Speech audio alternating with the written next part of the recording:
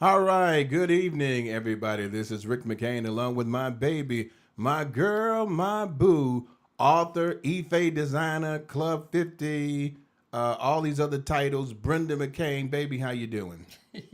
I'm doing good.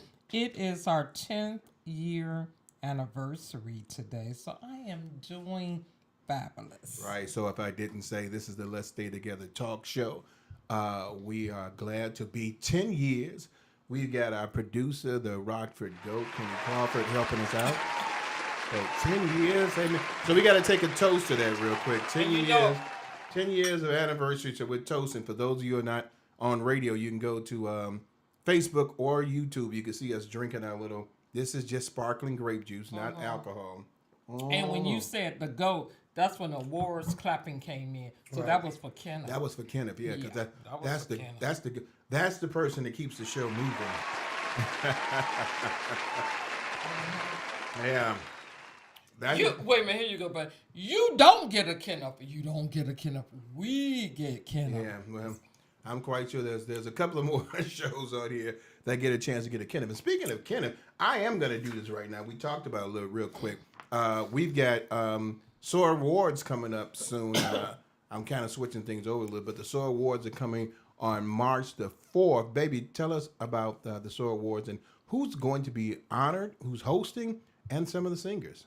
2024 SOAR Awards Award Show is Monday, March 4th. It's hosted by Todd Delaney. It will be at the Coronado Performing Arts Center. That is in Rockford, Illinois at 314 North Main Street. And you could get your tickets at Ticketmaster. Now, they are honoring, get this, it's going to be off the chain, Marvin Sapp, Ricky Dillard, Travis Green, Kim Burrell, live performances by here. This is just a few of the names. Is it Jacqueline? Jacqueline Carr, Miranda Curtis, Todd. This is a good one. Okay, I need your help on this one. Todd Gilbert. Is that right? Gilbert. It's not Gilbert. Isn't it Gilbert? Gilbert? Okay. Kenneth, help us there. Is it Galbert? And Denisha Ballard. You said you're on your own. Okay. So many more is going to be there. It's really going to be good. Again, this is on March the 4th. Pre-show, which we should make this time, starts at 5:30 p.m. The main show starts at 7 p.m. Again, it is hosted by Todd Delaney.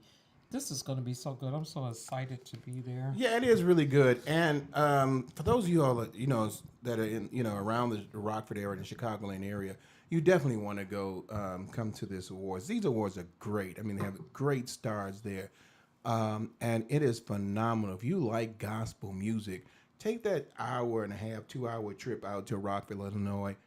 Get your hotels now, and then just get your 1 day drive in, drive out. It is something you definitely don't want to miss. I mean, we have friends of ours that comes from France that has come to this show. We met them once before and they became friends. And so if you love gospel music and you're anywhere in the vicinity of about 100 miles from Rockville, Illinois, this needs to be your event that you go to on March the 4th. It is going to be some great. I mean, you got Marvin Sapp, Ricky Dillard, Travis Green, Kim Burrell, and it's hosted by Todd Delaney. And the singing is off the charts. And if Jacqueline does like she did the last time, she almost gave a concert. I mean, so you definitely don't want to miss this. So make sure you go to Ticketmaster to find out more information about the SOAR Awards. And I'm going to make sure I read this 2024 SOAR Awards. You definitely want to be able to check that out. So you got any praise reports and anything you want to say before we go on? I thought I did, but I can't think of it right now. Only thing I'm praising God for right now that we are all alive and healthy, and that we are celebrating our 10th year anniversary in radio. That is a milestone. Yeah, it is a milestone. Yeah.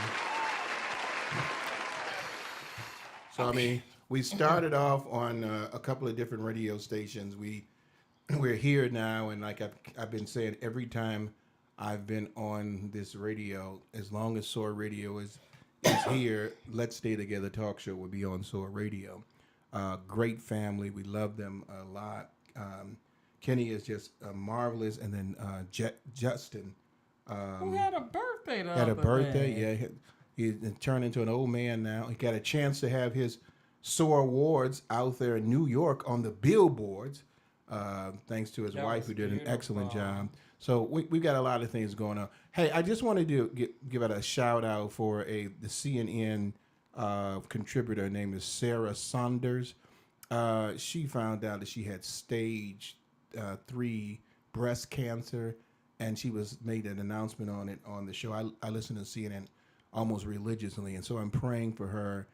It's not a death sentence, as she said, but it is an emotional thing that you go through that you definitely want to be praying for her and her family as she goes through this situation.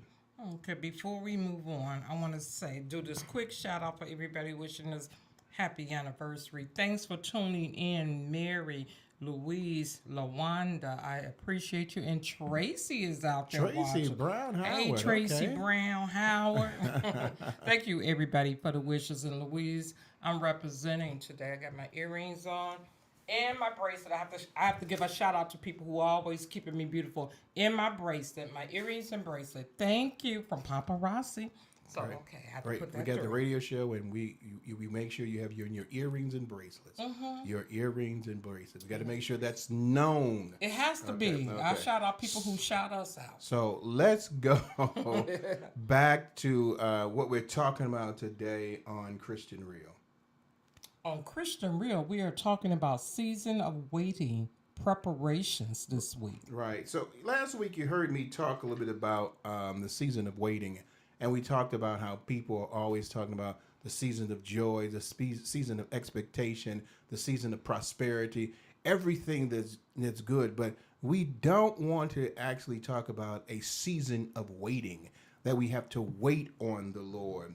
And we get to a point where we hear God speaking to us, but we don't want to get prepared for the anointing blessing that God is going to give us. Last week I did talk about the 3 things that Satan is concerned about during our seasons of waiting. And it is Satan is more concerned about you during your period or season of waiting than he is about the period of your prosperity. Why? Because at that moment, he can still kill and destroy your dreams, your anointing, your power, because you are now having faith and trusting in God in a patient situation. So at that point, you have to be able to wait on the Lord so he can renew your strength. three things we talked about also was that he is concerned you will not waver. He is concerned that you'll have faith and you'll stay strong through the dark periods of your life, that you are going to continue to trust in the Lord, lean not to thy own understanding, but in all thy ways acknowledge God, and he will direct thy paths. He's also worried about you gaining wisdom and knowledge to overcome his outcome for your life. He is concerned about you gaining wisdom and knowledge to overcome his outcome for your life. And the third thing is he's afraid because he's afraid because he's worried about your victory, what you're going to receive through that period of waiting. But then we want to talk about preparation, being prepared. We need to, during our season of waiting, baby, prepare ourselves for what God is going to mold us into. And in that time of preparation, there will be sometimes where Satan again will steal, kill, and destroy. I talked a little bit about Joseph. I don't know if I spoke about it on here, but how Joseph, when he was had his dreams, and his brothers was angry at him because he was talking about how he was going to be over them. They threw him into a lot, and his life did not start off the way the dream was, but he was in a season of waiting, and he had to prepare himself for what God ultimately said that he was going to do for him. What happens a lot of times, baby, is that we don't want to be in the stage of the pit. We want to be in the stage of the promise. And because we don't want to be in the stage of the pit, where we're thrown into the pit and then ultimately sold as a slave and had to live a troubled and traumatic life through our period of waiting, we just want the promise and not the pit. And sometimes when we're at the pit, we have to have praise that God and have faith in God that he's going to move us in the direction that he's spoken for the destinies of our life. You know, when from pit to praise, I was thinking about this last week, and a lot of people would say, well, I don't want to be saved because there's so many tests you have to go through with God. But I don't see these as tests, being in the pit before the promise. God is really pruning us for perfection before he elevates us. And we have to go through some storms and tribulations to build up our faith, to build up our character, for God to say, okay, Brian's ready. I could bless her on this next level because I know she know how to handle her finances. She know how to handle emotions, stuff she's going through. She's not going to snap off. Now, y'all know me. It takes a lot. But she's not going to snap off on every little thing. So, yes, God is watching. He is looking because he want to bless us. We all, if we're Christians, deserve to be, I can't even say deserve, since we're all Christians, God is going to bless us on the level of our faith. And I used to hate hearing that from Rick and my parents when I was younger. It's like level of faith. If you have a small grain of faith, your blessing's going to be small. Like if you're in that pit right now, going through something in your season of waiting, and you're not complaining every day, God's watching. He want to see what you're going to do. So, I mean, for all of us that's in the pit, our promise day is coming. And that is so important, Evangelist Brenda, Yes. that at the pit and the promise, you have to have faith and you have to be willing to praise God through the trials and tribulations that are going to come, because Satan is going to come against you. He's going to try to fight you. It gives the analogy of the sword, of the wheat and the tares. If you know about the wheat and the tares, one in the parable that Jesus said when he was basically saying that a man put in good seeds, but as he left and put the good seeds in there, an enemy came and put in tares, which was wheats. And when he found out later, the servant came to his master and said, "Master, I thought you put in good seed. Why is there tare or wheat in there? Should we tear it out?" Here's the thing. Satan is going to be the enemy that is going to, while you're in the pit, while you're doing something and God is preparing you for the goodness of the Lord through the season of waiting, he's going to put in some tares or some wheats, some trials, some tribulations in your life that is going to make you want to pull out. Okay? Because an example here, the servant asked the master, do you want me to pull it out now? And he says, no, wait. Allow them to grow. I want you to hear that. Allow them to grow.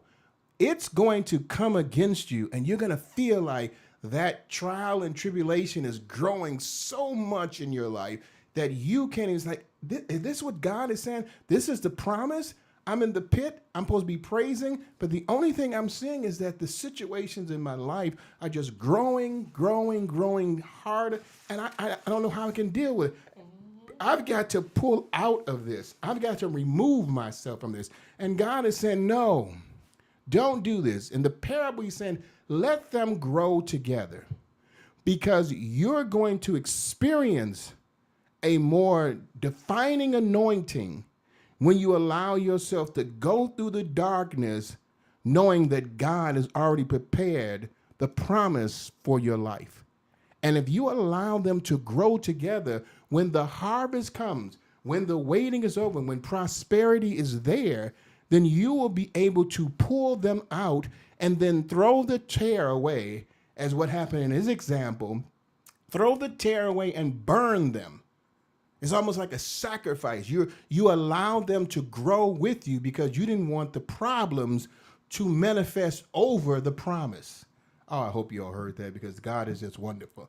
You didn't want the problems to manifest over the promise. So you allowed the problems and the promise to grow together. And though you may have thought that the problems was so tough and so difficult that you couldn't even see the promise is ordained. The problem is temporary. Hear that. The promise is ordained by God. And so when you allow them to grow together, when the promise that has been ordained by God has manifested, then you can pull out the tares, and it won't take away the wheat or the promise of God in your life. But you have to be ready to go through the season of preparation, or the season of waiting, via preparation of understanding that God will not leave you or forsake you. Okay, preacher. The evangelist and the preacher in the room. So your thing has got to do is you have to understand the promise that you're getting. The problems will be there. You're in the pit, but there's the promise. You know that there's going to be a situation in your life, and some of you all are going through that right now. But stand strong. Don't try to run away from it, because God is molding you at this moment so he can have the ordained promise. He says, I know what I have for you. I know what I'm doing for you. Trust me. Trust in the Lord. It may seem like it's difficult right now, but you are in your season of waiting, and this is your preparation period. Let the problems and the promise grow together, and I assure you that the ordained promise will always overcome the temporary problem. Mary says she just heard you, Rick. She heard you. Amen. So we've got a guest that's coming in at 7:30. We got Stephen Best is going to come in here. The what I used to call him, the what in it? The best of entertainment. The best of entertainment is coming, and he's going to be talking about the Golden Globes. I got it, baby. He's going to be talking about the Golden Globes, and but we got Nicole's going to be coming. Ladies, if you have a man out there, make sure you have them listen, because we're going to be talking about men dysfunctions, erectile dysfunctions, and how you can help with that. We're bringing on a special guest. This is my girl. I got a chance to meet her with the situation that I was going through, prostate cancer. There's a lot of things out there that can cause dysfunction in your life. And for most of y'all know that I'm going through prostate cancer, and it can cause a dysfunction. But men are so prideful, and so, we don't want to share anything. We need to know what can be done so you don't have to worry about these men dysfunctions in your life, erectile dysfunctions, And we're going to talk about that today. Hey, we got some music that we're going to be playing right now. We're going to be having some music from Kurt Franklin, All Things, and Jonathan McReynolds and Abel. We got a couple of commercials. For those of you all are listening on Soar Radio, you'll be hearing some music. For those of you all listening to us on Facebook and YouTube, stay with us because we've got some things we're going to talk about there. Hey, this is Rick McCain, along with my baby, my girl, my boo. Hey, listen up to this music commercials, and we'll be right back. All right, everybody on Facebook, my baby, happy anniversary again, celebrating 10 years on the radio. So we are thankful for that. You know, I wanted to get to this 10 years. Where do you go from there? How that song go? Oh, girl, tell me, where do we go from here? Oh, my God. Thank you. I'm sorry. Ooh, Jesus. I'm sorry I messed it up, but that was my favorite song, Enchantment, 1980. Okay. Oh, yes. Go ahead and sing it again. That's okay. Let's go. Oh, okay. You like, woo. It's all that was love. Like, whoa. I'm singing from my heart. Yeah, that's good. So now we sing from your heart silently, as they would say. But hey, when we can get Brenda back here, we're gonna have her share some of the stories we have on here. I know you guys have been hearing about this. Cat Williams thing has been out of the box. We'll share a little bit about that as well. But you can start. I just want to put this in my mouth. I don't know what to start. I don't have any papers. So are you gonna talk with this Cat Williams thing? Because I don't have the papers with me. Be careful with the papers. Yeah, we're going to start with him. Okay. These are the biggest names Cat Williams called out on Shannon Sharp's podcast, including Kevin Hart and Steve Harvey. Okay. This man came in 2024 taking no prisoners. He was unleashed. A lot of people are split down the middle, and a lot of people are he just spoke his truth. Now, this comedian, Cat Williams, is dominating social media every day with the comedians that he called out, including some other ones, Cedric the Entertainer Babe, and, well, P. Diddy isn't a comedian, but he was on this list to be reckoned with, as well as Tyler Perry. And it was one other person, or Ricky Smiley. So I know he did Kevin Hart. Did you say that? I said Kevin Hart. He did. I started off with Kevin Hart. Did you Steve Harvey? Is he did that? Okay, that. He didn't call out the other guy that was at the King of Comedies. Was it? I forgot his name now. I can't think of Hamburger Man. Hamburger Man. He had his own show. But go ahead. Well, he sure didn't call him out. Forgot his name. But anyway, he broke some stuff down in a 3-hour interview that did not go any way that Shannon wanted it to go, but he just let him take the platform and do what he had to do. It was so interesting hearing him say this, and the fact that he's a fact checker. This man didn't just get on there and just, I'm just going to start some mess. He got on there with some, as they say, receipts, backing his story up of how some of these comedians just sold their selves to the devil to become rich. Illuminati. Yeah, that word there. But, it's the thing that gets me with this, a lot of people say, so why is he coming out with it? Why can't he? They say comedians have full reach to say whatever they want to say, right? Yeah.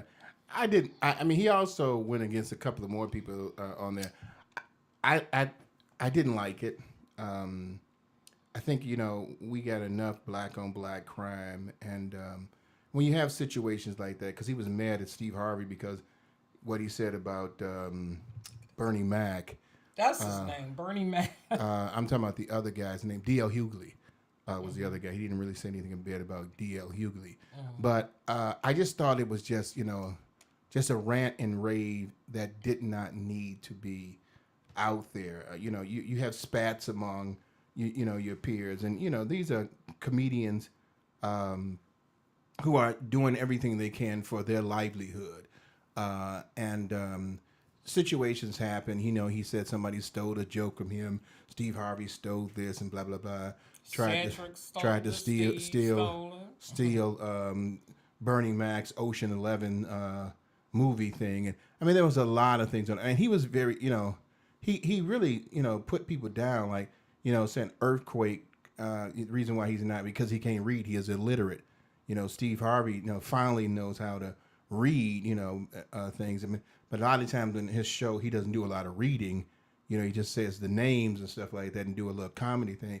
I just thought it was unnecessary, and I'm seeing everybody is coming out now making comments about it, and it's looking petty and ridiculous, and I just wish they would just stop, let it go, move on, and try to squash this scenario and work on trying to have a stronger black male comedian group that will work with each other and support each other instead of kicking each other down. I understand where you're coming from with this, but I do understand where Cat Williams is coming from. Not that he's the underdog, because the brother does very well and contribute very well to society. But the thing that gets me with this is that the second part, when he was physically dogging people, didn't like that. Didn't like when he, called people out, like I said, on physicality and what they didn't do and blah, blah, blah. But he had me 85% of the time with the facts. And then he had the proof behind it to show. And a lot of people like you would say, but did you have to go there? Yeah, but what we don't know facts what did he elevated have? him. I mean, I didn't. When I saw, you didn't see that? I saw a portion of it, and all I heard was him basically saying something, but he didn't have anything showing any facts. And then again, is that Cat Williams facts? No, when you saying other people doing, he goes by the time base. Yeah. So when he puts something out there, Right, then I know. someone else, But then he and says they say, that the only but thing you see the video. Yeah, but the only thing I saw with him doing is that he was doing the one with Cedric car. He was in a spaceship, and Cat Williams did it as a car. And he said he stole one of the jokes. Okay, I can see the similarities of that. And it was the video of him talking about Halloween, how he was dressed for Halloween, and Steve Harvey stole that. Then it was the lie. It's so many different videos out there showing. Like I said, it's the time base that made me say, okay, he's telling the truth of when his stuff came out. And I think what he's saying is, in all honesty, that you're going to take somebody's stuff and make it saying, well, I could tweak it and make it my own. You said it verbatim, just like Trump's wife did with what's-her-face, with the first lady, our girl Michelle, read her whole script, and you can't deny it. But these people did it verbatim, and a lot of people said, well, is it because Steve Harvey is much bigger than him? He jealous? I don't think that's it. I think you get tired of the lies of Hollywood, how Hollywood just shrunk you down, that you would do anything to be big. I'm not going to sit here and agree that everything that Cat Williams did was truthful and factual.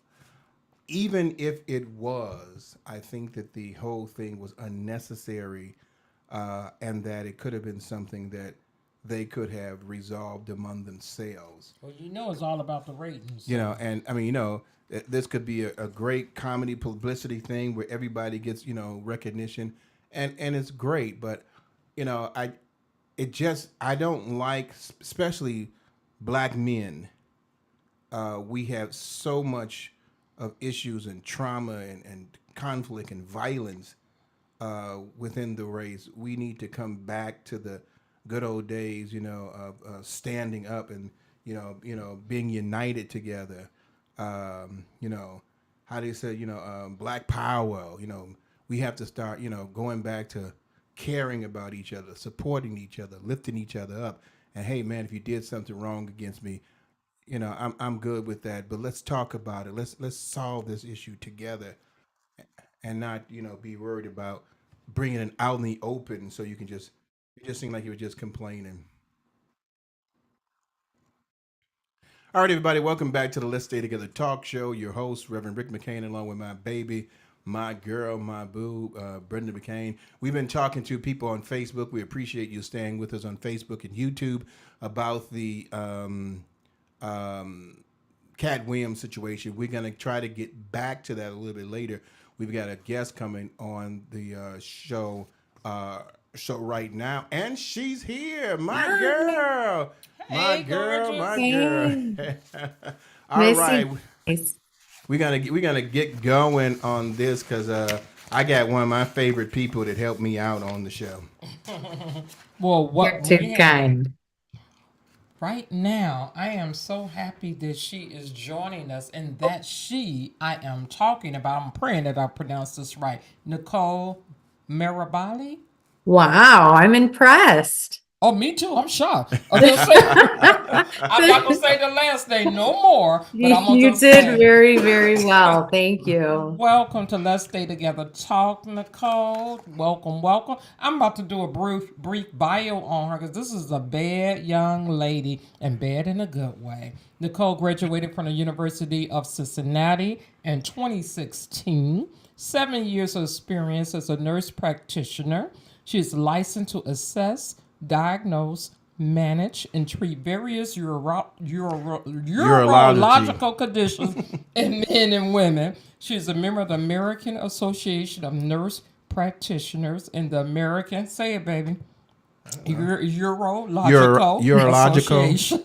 She runs, now, ladies, I hope y'all got your men out there. She runs a men's health clinic specializing in erectile dysfunction and low testosterone. You heard the erectile people. Yes, yes, this is ED for Okay. grown folks Okay. tonight. Go ahead. Nicole believes This is a good strongly in shared decision making and through this can provide high quality care to help patients achieve the best outcome for their health care needs. She feels that every man, no matter what age they are, deserves a healthy sex life and should never be ashamed to talk about their sexual health issues. So welcome to the McCain train.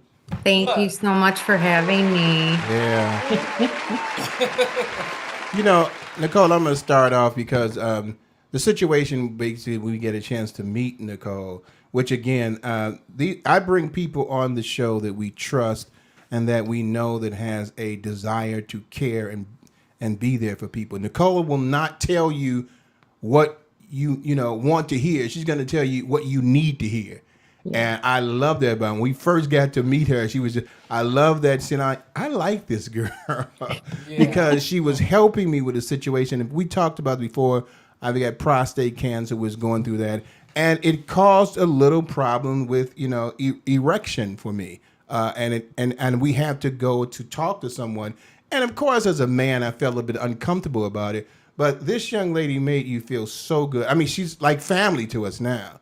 Absolutely. She made you feel so good. So, Nicole, talk a little bit about what you do and how you help with men erectile dysfunctions. Sure. So I've been working in urology now for about 3 years. I actually used to be in women's health, so I totally did a flip and ended up in men's health. And no offense to all my ladies out there, but I really, really enjoy working with my male patients. So pretty much just having these men be able to come and talk to me and sit down and talk about what their issues are. As far as their erectile function, low testosterone can be kind of linked between the two, which we can talk a little bit about that later. But, like you said, one thing was with the prostate cancer, no matter what type of treatment you have for prostate cancer, whether it's radiation or the prostate is removed, there's stuff that is damaged. And, men, there's such a stigma out there that people don't want to talk about it. They're Yes. ashamed. And guys are telling me they're not talking about it with each other. And it's something that there's a lot of pressure on men. Okay. And ladies, I'm guilty myself. When something's not working right, we take it personal. Do we not? So, I'm thinking, okay, I'm not pleasing my man. I'm not doing this, but there's other things going on. And you have to kind of look at the whole picture. Yeah, with- Nicole, let me just say Yeah. this. I mean, you're fabulous with this, but men, we got a lot of pride. We don't like to talk about nothing. And then all of a sudden now you got a female we're talking to, makes it even sometimes harder. But you broke down the barriers so well on that. How are you so able to kind of break down that barrier of pride and somewhat in shame? Because in a lot of cases, men are shameful that I'm not able to perform or something is causing a problem with me erectilely. That's probably not a word, but we're going to use it We're gonna today. make it a word today. We have that problem. How do you help them or break down those barriers to let them understand? Because you was excellent with me, and it made me feel very comfortable. How did you develop that? It's a great question. And I guess I'm honest and open to a fault, I guess you could say, but listen, I'm not ashamed of where I've been or what I'm doing. I'm a grown woman. I'm a sexual being, and I'm comfortable talking about my own personal stuff so that others will open up to me. And they have to know that what goes on in that room, stays between them and I. And I genuinely want to help. And so, yeah, I think personality has a lot to do with it. Not just anybody can get a man to just open up. And it's great when you came in with your wife and I had her involved in the care too. But I do think it just really got to break down those walls. And I'm just very She open and kicked them honest about my down. sexuality. Yeah. So, You you kick the know, balls down. That's why we just love having you on the show today. I want, if possible, explain the definition of erectile dysfunction, because some people just think, well, what does it entail? So if you don't well, mind just breaking it it's hard because there's not just the medical background of it. It's more, there's psychological aspects besides the physical. People don't realize that medications like high blood pressure medications, cholesterol medications, diabetes, all that can affect your erectile function, and that's just being able to get enough blood flow into that tissue to form an erection that to somebody is what you would say hard enough for that's a big thing that I go based off of. And I tell these men too, I'm like, guys, you're hard on yourselves. When it comes down to it, the pressure is really on the men. Women, I know we can be blunt here and honest. We can just, not do much, we could just lay there if we needed to. There's women out there like that, okay? But the men have to get the erection. They have to be the ones to perform really. And it's just, there's so many things that affect it. And there's so many treatment options out there that are there for you guys. And, a lot of times it's hard because you go to a doctor's office and, you've got your Viagra, your Cialis, your oral medications, and those are all meant to help relax smooth muscle, get more blood flow to the, penile tissue. And a lot of insurances don't cover it. And that really bothers me as well. So let me tell you guys, and I'm not getting a kickback from this, but GoodRx is your friend. Use that when you're Yes. getting your medications. And besides oral pills, there's other options besides that. You've got injectables that work. It's like a magic potion, I say to these guys.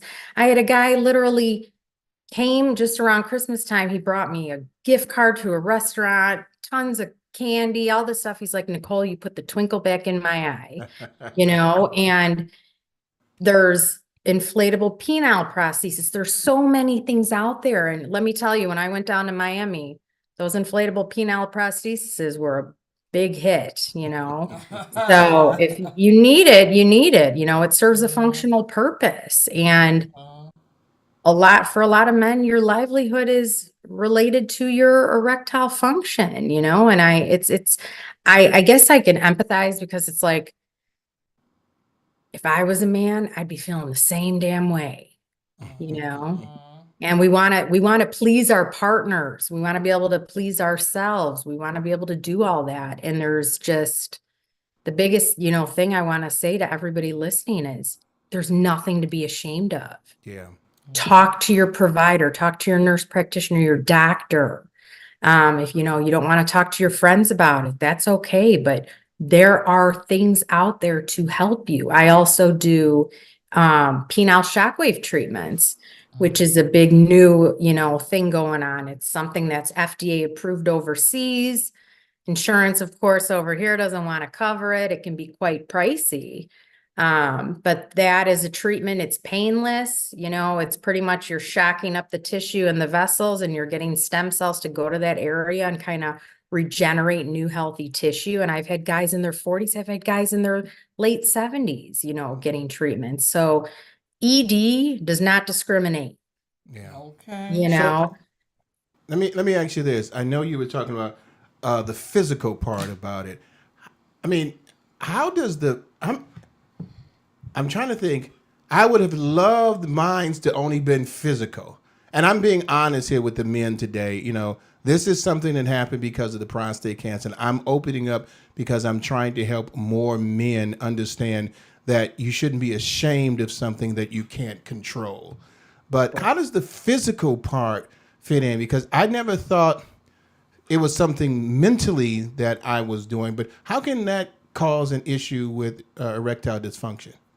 Well, you're asking the mental part, right, Rick? Yes, ma'am. Yeah. So, I mean, think about it. When you're stressed out, I mean, I don't know about you guys, but my first thing isn't thinking about the bedroom. I'm just down and out, beside myself. So, and then psychologically, you're always thinking, and women the same way, you want to please your partner, whoever that is. And when you're so stressed out about that, boop, I mean, things just go south.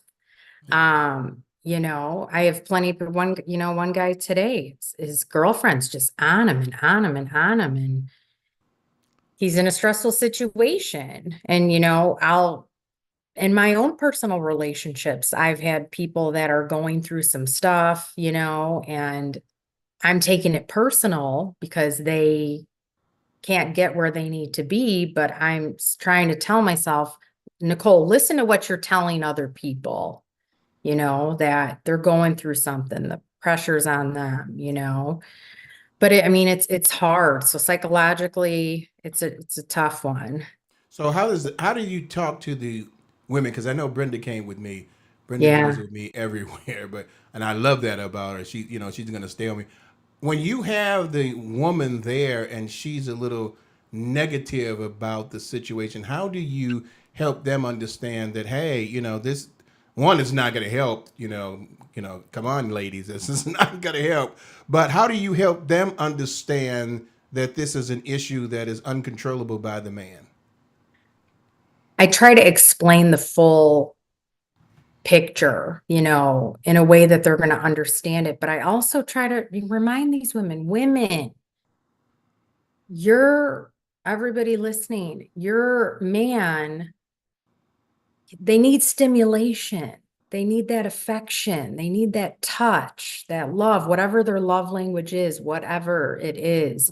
Exactly. But it's like, I had a guy cry to me saying, my wife doesn't even kiss me. Well, listen, if I'm not, being loved or cared for, that doesn't necessarily turn me on, that's just going to put you in a bad, dark place. So I always, tell them, you're half of this too, the support, trying to build your man up, give him that Mentally. confidence.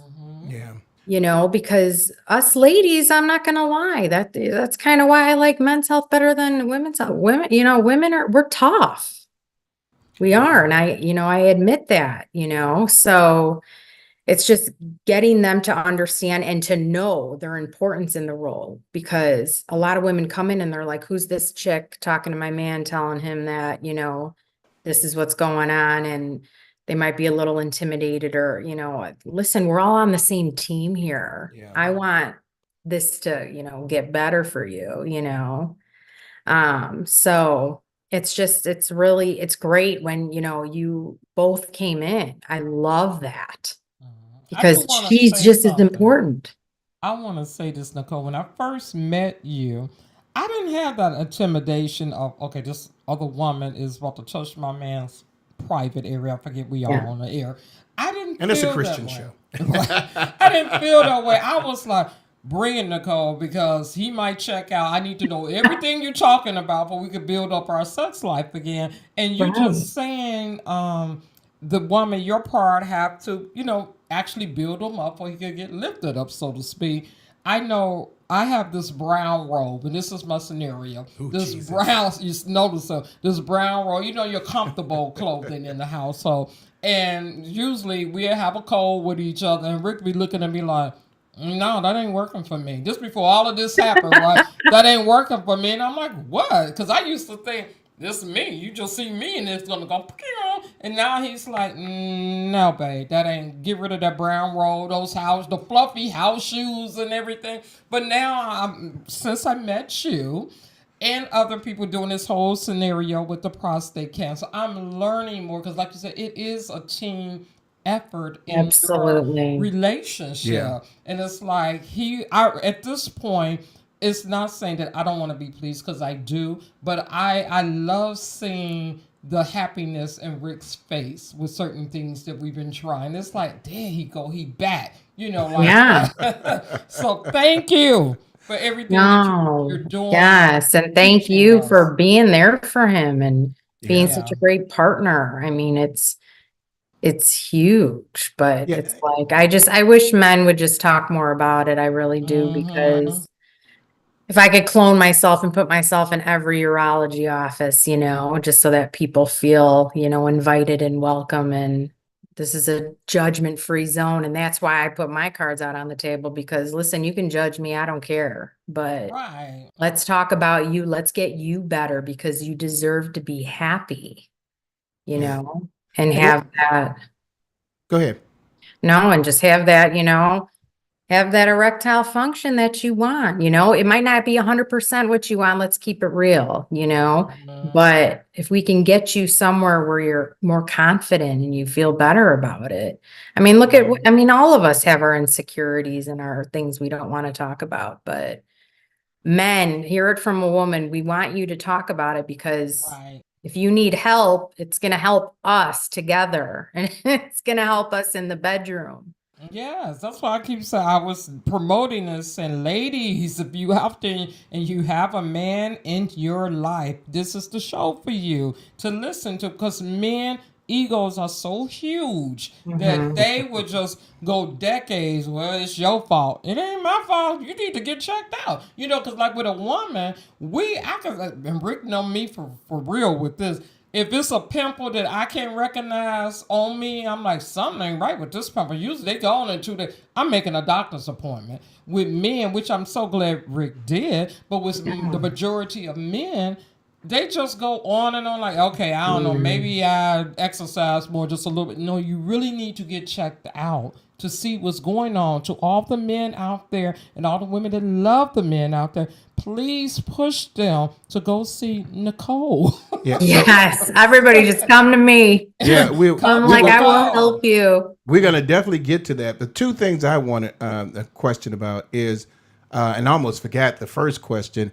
Talk a little bit about the prescriptions for that, because a lot of times people will just go buy something, Yeah. and it's not necessarily what they do. Talk a little bit about the prescriptions and how they should follow a certain guideline, or go to a person like you to be able to get this field Sure. instead of other places.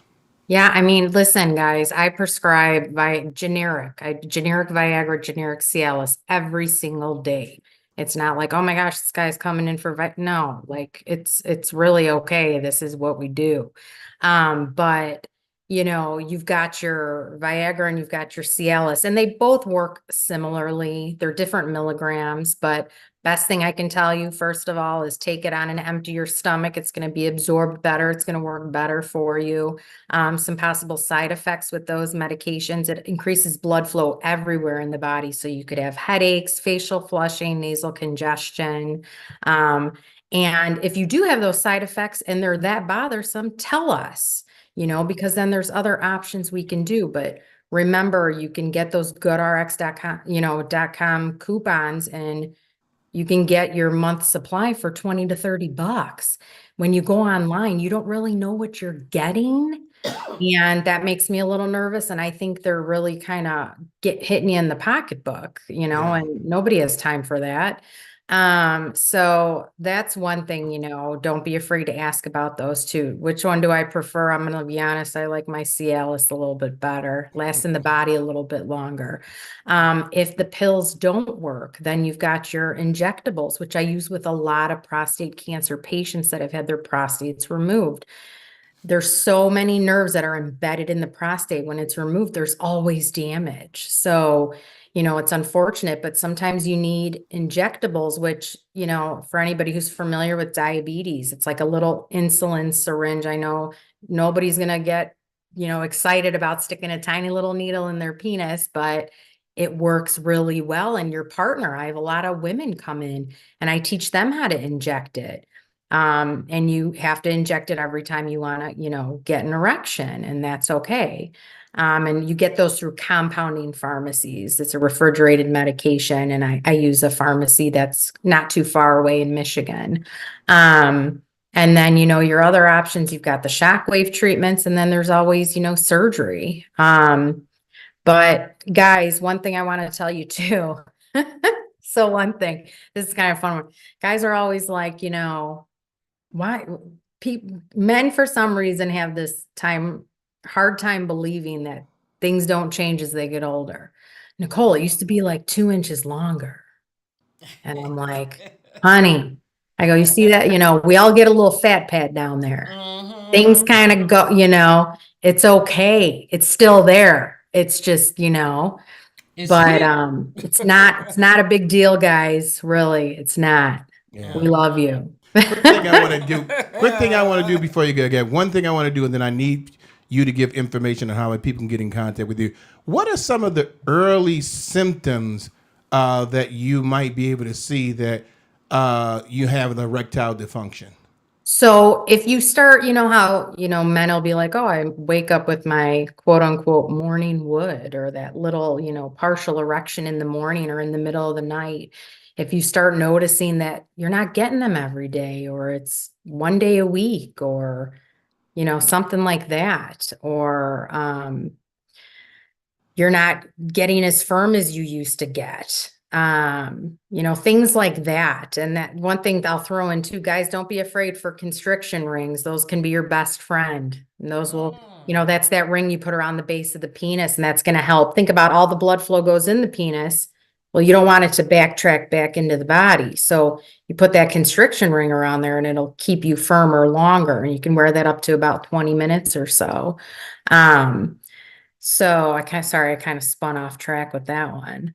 But yeah, so morning erections, that's a big one, I think. Okay. Got a question for her. Okay. What age does erectile dysfunction start?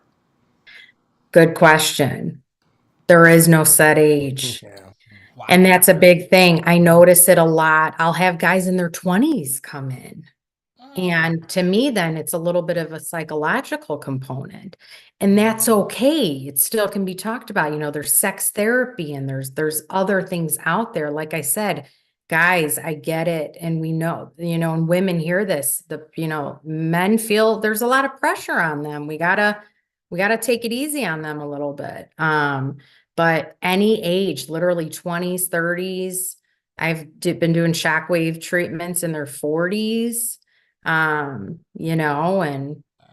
so, yeah, it does not discriminate age, that's for sure. And I don't really see any difference in erectile dysfunction between like African American, Caucasian, Hispanic, nothing like that I've noticed. But back to you, Rick, with the prostate cancer, just to put this out there, guys. Highest risk, if you have a family history, go get checked starting at age 45. If you're African American, start at age 45. Other than that, you're going to want to start around age 50. Prostate cancer, I deal with a lot. I hate to say the best thing about prostate cancer. I don't want to put the word best and prostate cancer in the same sentence, but the best thing about it, if it's caught early, it's almost always curable. So you gotta be on top of it. Yeah. Don't be afraid to come see us. I hope Yeah. the men heard that. You gotta be on top of it. That's one of the things. When I found out, I was like, "Let's go. We got anything we got to do. Let's do." And you got to be on top of it. It's so important. I appreciate you because I know you're really, passionate about it and you're very helpful. Tell people where they can get in contact with you. And there might be some kind of a clinic or thing that you're opening yourself. So kind of talk to me about that. Oh, I wish I was opening. But I mean, they can look me up. I don't know what, how much my work wants me to say, like exactly the name of the place I work, but I do work Yeah. out of 2 offices. I'm in Orland Park and I'm in Homewood, Illinois, and I work Monday through Friday. So you can see me at any location, at my urology practice. But, yeah, I mean, I definitely something maybe in the future, you never know, I might branch off and do my own thing. So I know you said now it's I can't even say it now. Man. Urology. Am I saying that? Why can't I Urology. say it now? And it's I Associated Urological Specialist. That's where, and I So love now- where I work. It's like my home. so now I love that place. I mean, it is great. I go to the one in Homewood. Yeah. Everybody there is just so wonderful. So I want the name to come out for them. And who's your doctor, Rick? Dr.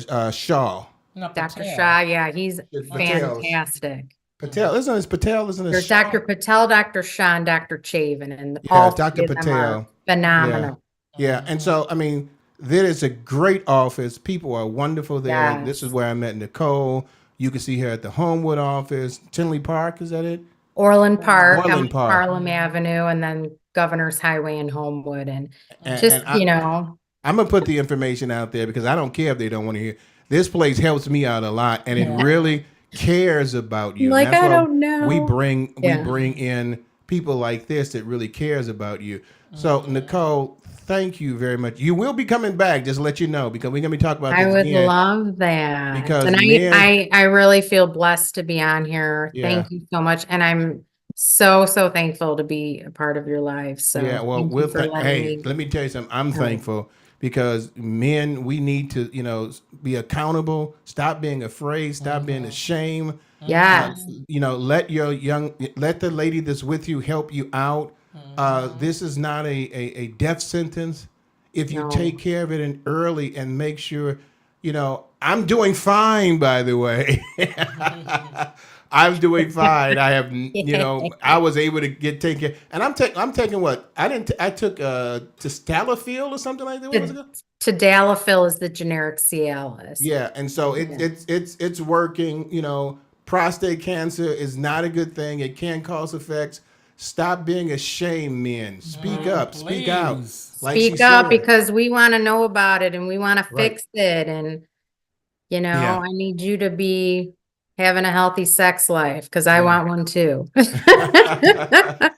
Thank you as always, and like I said, we'll definitely have you back. You are already a part of our family, but now you're Yes. a part of the Let's She's a Stay part. Together You Talk Show guys, family. love you So, guys. And love you anybody too. out there listening, thank you so much for listening, you guys, and stay blessed. Okay, and we'll make sure we have on there the place that people can contact you.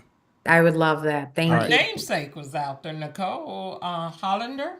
Oh, yeah. So she's one of the nurse practitioners I work with. She is fantastic. Yeah, I mean, She said you the bomb. I'm Double telling you. trouble, 2 Nicoles. Yeah. Hey, well, if she's anything like you, I mean, I love this lady. She is just very, very helpful in a situation. Prostate cancer, you hear it as a shock.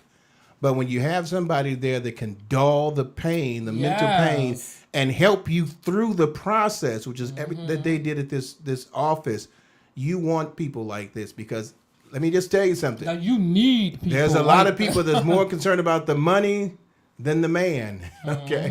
This is not that person. She's concerned about the man. She's concerned about the person, and we love you for that.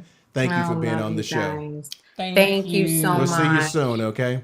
Okay, sounds All good. right. Take care. Okay. Take care. Bye-bye. Bye. All right. Hey, men, you really want to take the time to make sure that you check out your prostate. 45. Find out. It can cause some issues. I didn't know this. I found out on my birthday, but I knew Yeah. beforehand that something was wrong. I didn't know that it was prostate cancer and it was causing an effect with me. Then you compound that with me having a sciatic nerve pain, and it really caused a problem. I could have sat there and just felt guilty and ashamed, but I wanted to find out what was the problem because I didn't want, if I'm going to bring something to the Lord, I need to know what I'm bringing to him. And ladies, help the young men out, your husbands. You know, what's a Christian show? We're talking about marriage. For those of you all ain't married, you can still take this information because you're probably having sex outside of your relationship anyway. We ain't going to discuss that. But you want to make sure that your man, if he's experiencing some issues with erectile dysfunction, have him checked out. You know, sometimes you may have to do it for him. You know, Brenda didn't have to do that for me, but she'll keep an eye. Did you do this? Did you do this? Did you do this? And that's what you want. So we've got about 1 minute. I was going to play some music, but we got about 1 minute before Stephen Best will be coming on to talk about the Globe Awards. I really hope that, you know, you've heard about, you heard this, you're listening to it. Talk to your man, you know, and let them know, hey, get your prostate checked. Get a checkup. Men don't even like to get checked up. I mean, I can tell you, I was one of those men. I didn't want to go to the doctor. I was fine. But you don't want to wait until you have a problem. Check it before the problem happens. That's one thing I'd have to say that I loved about Salem Baptist Church. They had, you know, prostate exam for men there. The place came, people would come there to the location and check your prostate. It's not great. I mean, I found out myself that my prostate number went up, and there's a lesion that I've got to be concerned about, but I am taking care of it. Hey, speaking about taking care of something, Stephen Best is back on the show. Oh my God. Look at me. I'm like a baby. Oh my God. Do you feel me hugging you? I'm hugging you. Oh my God. I do I'm feel like, you wait a hugging minute. me. I feel like a little puppy wagging his tail. And I am hugging you both right back. Yeah, people on Oh this my radio God. show are like, what is wrong with them? Y'all don't know. Look, This Greg, is our boy, we don't have Stephen. nothing in here. Let's do a put some cheers more. to Put some him. more in there. I want to drink some more. Okay, too. we're gonna But, drink to you know, Stephen. 10 years anniversary. You got to have Stephen Best on here. This is our good friend. He used to do the, you know, when he was here in Chicago. You know, he's a rurally man now. We ain't gonna tell you where he's at, but he's a rurally man. He used to do the reviews with us and stuff. And he's always into entertainment. So this is the best in entertainment, Stephen Best. Man, talk to us a little bit about Brenda with the Golden Globe Awards. Wait, we gotta do this toast for real. We gotta do. Okay, we don't really have to do the toast, Yes. but tell me. Toast to Stephen. Toast to Stephen. Okay. Not a champagne glass, but I will toast right back to you. Welcome to the Let's Stay Together Talk. We have to do the proper introduction. We have our guy, our favorite Mr. Entertainment, Best of Entertainment with Stephen Best, about to talk everything of the 2024 Global Awards, because it's so much that happened on Sunday. Okay, zip it and let him talk. Now. Okay. Let him. Well, Oh my number God! one- You would think there's alcohol in there, but go ahead, Stephen. It ain't none in there. I was going to say, number one, happy 10th anniversary Thank you. Thank to the you. both of you and your show. I am very excited that for about 2 years I got to play right along with you, and now I'm back. And Yes. tonight, as Brenda said, yes, we are going to talk some highlights of the 2024 Golden Globe Awards. It is award season in Hollywood. The Golden Globes celebrates the best in film and television, breaking television into 3 categories: comedy, drama, and limited series. And as far as the films go, this is what everyone considers the precursor for the Academy Awards, which is the ultimate motion picture award out there. So for some of you who may or may not know, the Golden Globes over the last few years have suffered several controversies, including not having any Black members and only having 90 members as a voting squad. Well, that has now gone away. They have rebranded. They now no longer are called the Hollywood Foreign Press. They are called the Golden Globes Journalists. And they have a team of over 300 people who are voting on these categories. And now let's get down to it.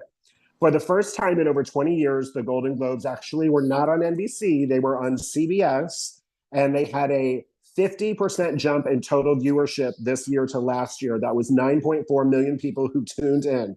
So that's the good news. The sort of rougher news was when those 9.4 million people turned in, they were greeted to host Joe Coy, who literally took the gig. He had 2 weeks to prep for this, and it showed. The opening monologue was filled with several cringy jokes that fell totally flat. There was it's all over the media now. There was a Taylor Swift joke that fell right on its face. She was completely unamused. Although I will say, she is not someone who has a great deal of sense of humor about herself. So that was just a very awkward moment within the first 10 minutes. So let me say this, Stephen. They said that he was trying to make more fun about the NFL showing her and not necessarily her, but the joke didn't go off that well. Oh, no. That was exactly it. He had jokingly commented that this award ceremony would have less cuts to Taylor Swift than a typical NFL game, which again was not a hugely, insulting joke to Taylor Swift, but it really fell flat for the evening. At the end of his monologue, he was telling, well, it wasn't just her, it was a room full of crickets, if you will, at most of his jokes. Let's see if we can imitate her, because I think when he told Joe, here it comes. She took that drink, gave him that evil eye like, yeah, totally expressionless. I believe that's now going to be a meme that will be sweeping all platforms if it hasn't already. But yes, she was absolutely unamused. Yes, that tickled me. I'm like, wow. Now, is he well known, Joe? No, you know what? I have to be honest with you. Within the comedian circuit, yes. But there were many other high-profile people who turned this gig down, including Chris Rock, which would have been, sort of his rebound and first real public appearance since the slap heard around the world at the Academy Awards. Okay. So he quickly said no. There were 6 names that had been floated about that all said no. So Joe really was a sort of a last-minute decision, and unfortunately, just with his monologue, it showed. He didn't read the room well. The pre-prepared jokes were just not that funny. And there have been many articles abounding saying that is it really necessary for the Golden Globes to even have a host? So, I'll be the first to say, when I saw his name as the host, I kind of thought, this is curious. I'm surprised truly that it was on CBS, that they didn't have Cedric the Entertainer or LL Cool J, who they seem to bring out for a little bit of everything. He's hosted the Grammys, 6 times, 5 times? Joe will most likely not be invited back to host. I have a question. Yes, Brenda, you have a question? I'm raising my hand. Why do so many people turn it down? They don't get paid. Oh, they don't get paid to do this? Well, hosting really is a couple of the articles that I've read have all sort of said the same thing. It really is a thankless task if you don't really succeed at it. And then also, let's not tap dance around the fact that the Golden Globes in the last couple of years have had many behind the scenes controversies. So I think people just wanted to sidestep it. You may remember in the heyday of the Golden Globes, the 3 years where Tina Fey and Amy Poehler hosted, and they were, topical, hysterical, political, funny, nailed it. And they are very much a tough act to follow. No, if Joe did well, I'm sorry. If Girl, Joe did well, all the questions. It would have been great exposure, even if you're not getting. Absolutely. Well, they get paid, but it's minimal. I think I saw Kimmel said they get like about $2,600 or $26,000. They don't really get a lot of money. Yes. Now I will say, you were talking about Tina Fey and the other girl. What's her name? Is Amy Poehler. Amy Poehler. They did a funny thing with Joe Cooney. Did you see that? I have not seen. I was trying to think. I don't know. I was wondering if it was on the Golden Globe, because he got nominated for an award, and it may not be the Golden Globe, but I did see something out there where they were saying he married this woman who did all these great things.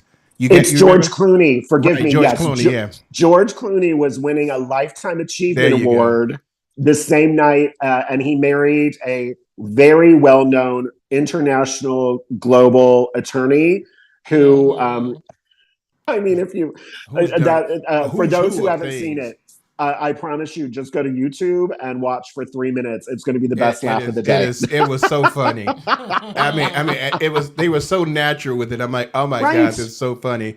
And That was a good point. unlike Taylor Swift, both George and his wife Amal Right? Yeah, laughed they did because laugh. they got it. Yeah, they got it. George really did laugh a lot. My hand is before we Yes. get to the 81st annual Golden Globes Awards Yes. tidbits and everything good for a message just came through from you from Vanessa McCain. She Oh, said, hi, Vanessa. she said, tell my Stephen I said hello and make sure you do it. So I'm doing it. She's saying hi to you, okay? Oh, thank you. I appreciate that. And Okay, I mean, Vanessa, I hope you heard that. I'm very impressed by all the technological advances that have happened since we've last interacted. Yeah. However, the one drawback is I don't see the comments as they are rolling in. So if anybody has questions, by all means, stop me and engage, and I'll be happy to answer. And I'll be happy to answer what I can. So let's talk about these nominees.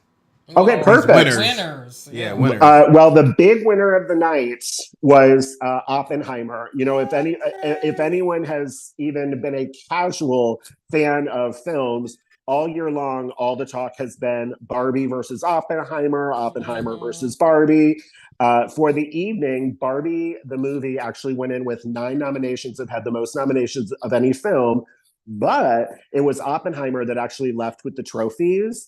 They received five awards total, including Best Picture Drama, Best Director, Best Supporting Actor for Robert Downey Jr., Best Actor as well, and Best Score. So going into the Academy Awards, going into the Oscars, Oppenheimer looks to be the movie to beat. On the television side, for limited series, Beef won 3 awards. Ali Wong, who is, again, a very famous female comedian. She was actually on the short list of people to host the show. She absolutely turned that job down. She won for Best Actress, and her co-star Steven Yeun won for Best Actor for comedy. Oh, go ahead. A quick question. Yes. Was that the one who couldn't get to the stage? She had a problem navigating to the stage to get her award. Unfortunately, there were several of those, and for those okay. for those who may not be familiar with the Golden Globes, it truly is. I mean, people refer to it as the ultimate party of the year. The venue is all round cocktail tables, so in close proximity. So when someone wins an award, if you get a standing ovation, well, all the people sitting down have now pushed their chairs back and are standing, and so there's not a clear linear path to the stage.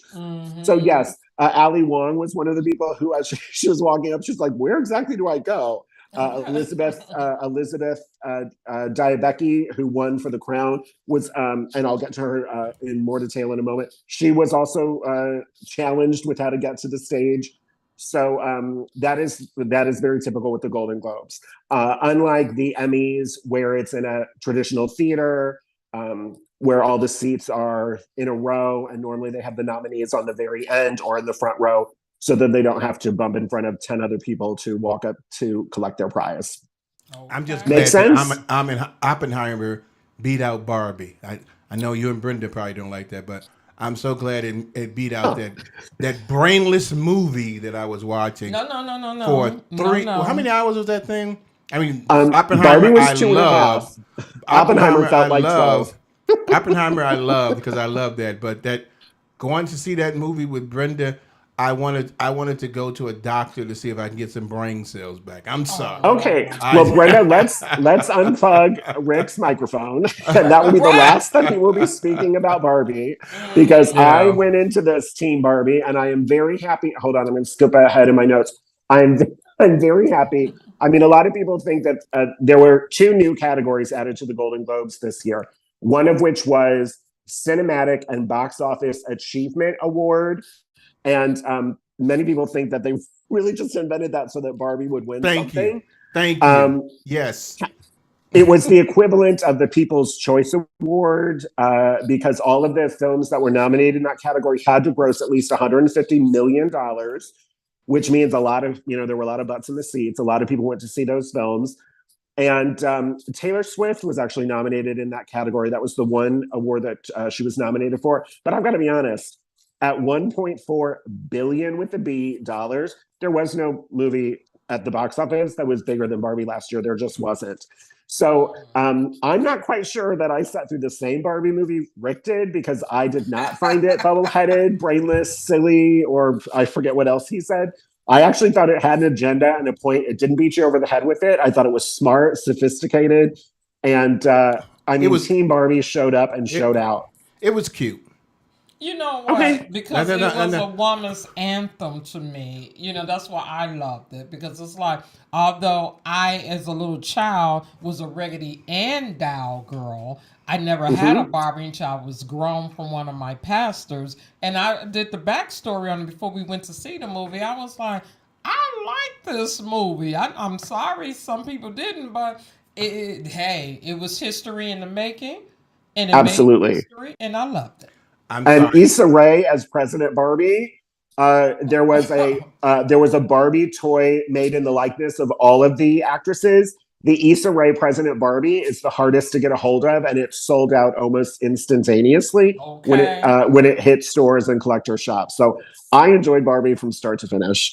Okay. Okay. So I've got about maybe 4 or 5 more minutes. Okay.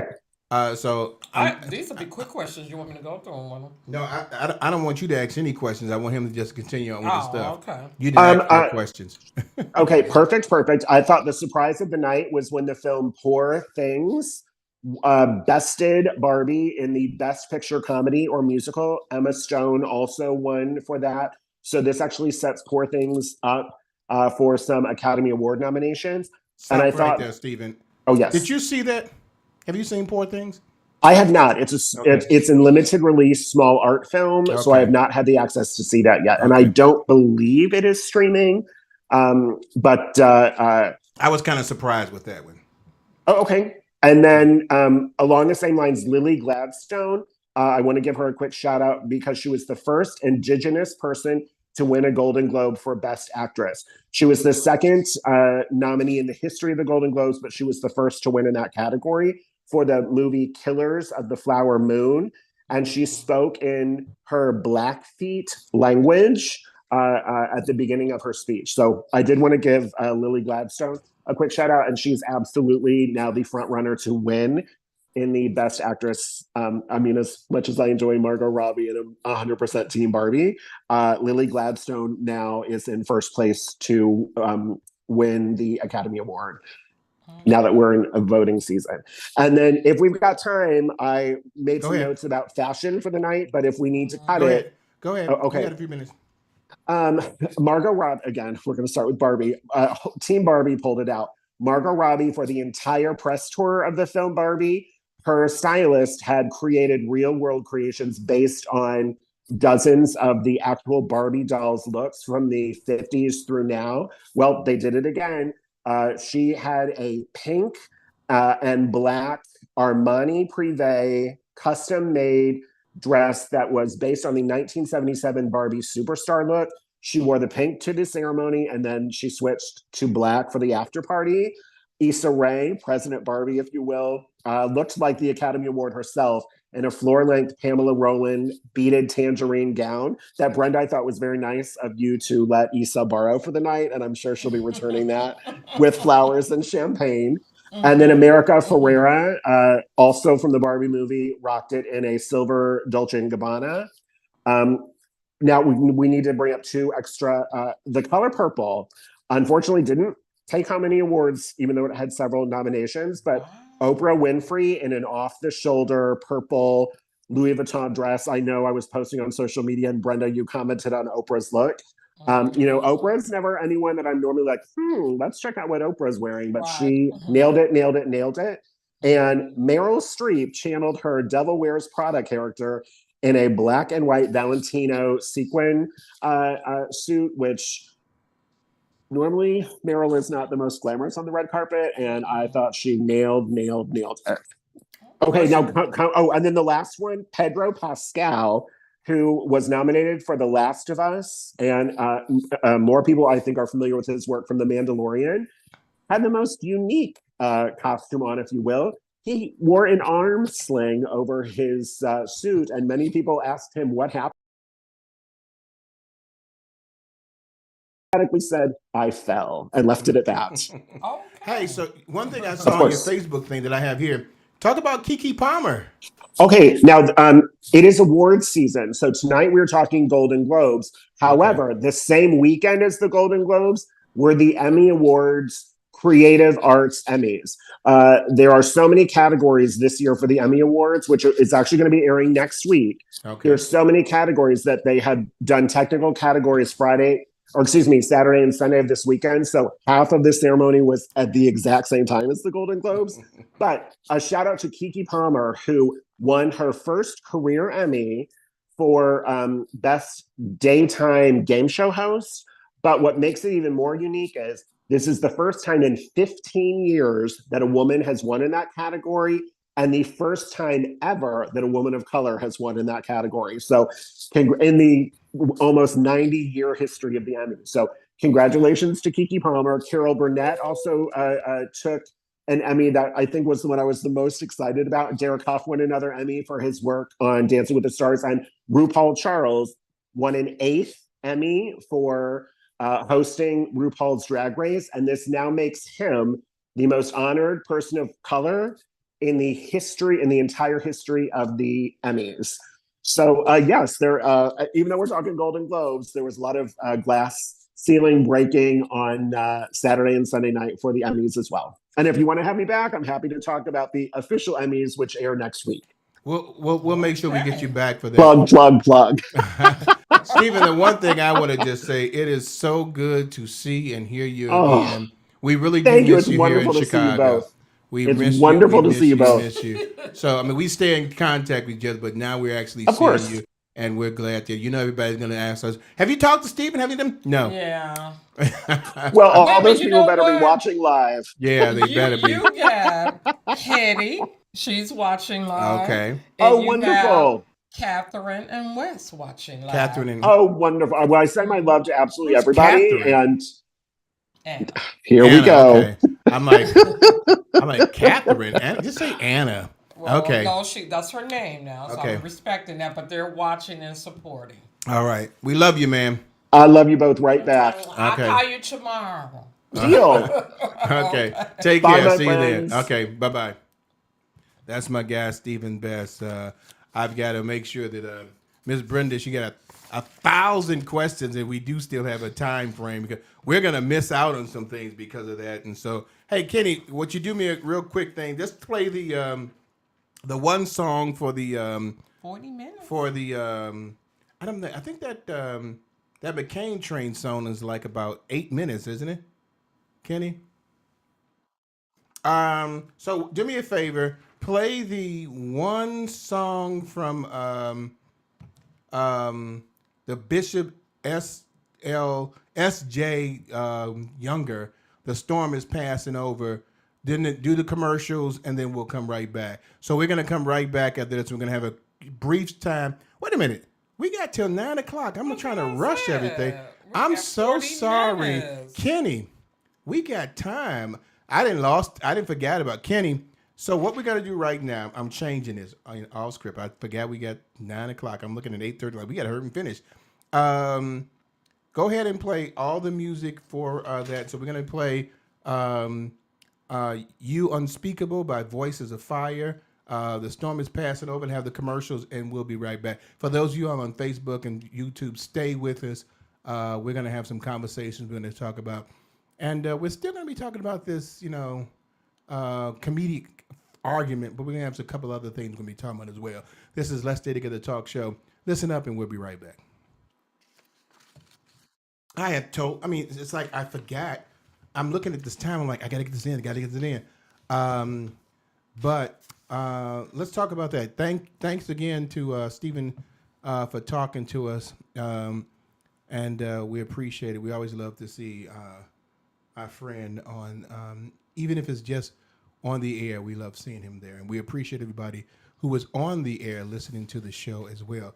Brenda, what is we got some other things because The Color Purple, which did not win anything. I hope this don't be like it was before. Which now there's a little drama going on there too because, what is her name? Taraji was complaining about a couple of things, and especially one of the things about women and not getting paid, black women not getting paid equally. But I'll let you bring that on to us. Yeah, this is just seared in my mind. First of all, congratulations to Color Purple for just doing this again. I'm so saddened that they didn't win anything at the Golden Globes because I'm hoping this is not another thing that happened like 30 something years ago when they didn't win anything. But Oprah Winfrey is squashing these rumors with no validity of the clash between her and Taraji Henson of The Color Purple. Now, this thing came about, babe, when he was saying Taraji did speak out saying that she thought that she would have a driver to take her to the set every day. They gave them rental cars, but because it was set in Atlanta and there's so much crime going on there, she's like, I'm a liability. I'm not about to drive myself through the war zone to go to work. And so the production people said, well, if we give you a private car, pick you up, we have to do it to all the other actors and actresses and, the starring in the play. Starring in the movie. So they make it seem like because Oprah's name is attached to this, Oprah, was cheap on this with them. Taraji, she broke it down. This doesn't come from Oprah. This come from the production team, how they budget this stuff out. That, because she said she works with a team of people. If you didn't put it in that in the beginning, for they could budget that money out, then it's not going to happen. But she was like, why is everybody saying this is Oprah? Why is everybody saying this is coming from me where it's not? And I love the fact that they both was like, no, you guys got to twist it, right? We Oprah, you say something, she'll jump and make sure it happens for you. So once again, someone took something that Taraji said, twisted it, turned it around to try to have beef between them. And I think the thing about it is that because it was also talking about when they first came to rehearsal, they had no food there to eat as well. And typically the production company that is doing casting will have food there for individuals unless they have some kind of a special requirement that they have to bring food themselves. There was a lot of situations. And I think it just seemed like it was like a bias where, this typically happens for this section of people or these people. We should get the same thing as well. And when Taraji was talking about, the pay, and there's a video out there where you see her just crying about how she has to fight for a certain amount of pay. I did get a little bit upset with, what's that girl's name? Two Can Play It That Way. What is her name again? Vivica Fox.